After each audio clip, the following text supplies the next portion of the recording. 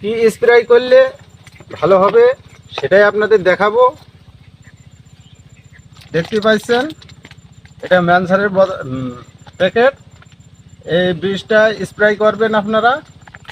Spray করলে কি পরিমাণে দেখুন ধরে দিই,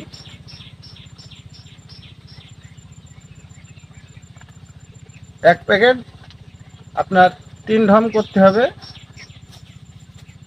তুনরা দেওয়া লাগবে, তুনরা জাবের জন্য গোলাপ পেঁপে গাছে দেওয়া লাগে।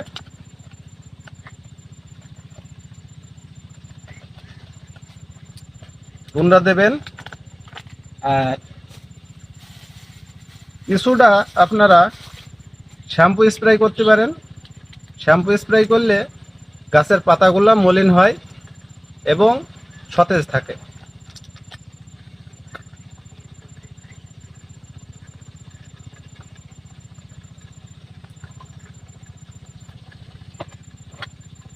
এটা দেওয়া হয়ে গেল। এবার আপনাদের দেখাবো বিষটা কিভাবে ঘুলিয়ে নেওয়া যায়।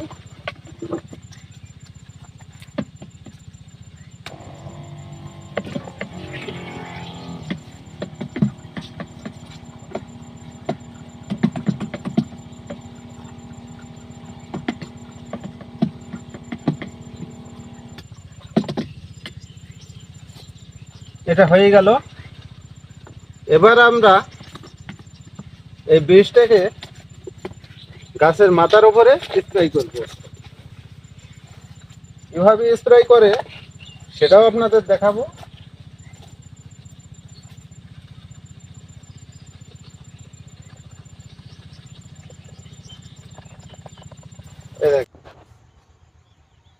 দেখুন এইগুলা পেঁপে চারা, এগুলার মাথায় এমন হলুদ হয়ে গিয়েছে। এই কারণে ম্যানসার আর তুনরা স্প্রে করা লাগে। দেখুন এই গাছগুলাই কোনো সমস্যা নাই, এই গাছগুলা ঠিক আছে।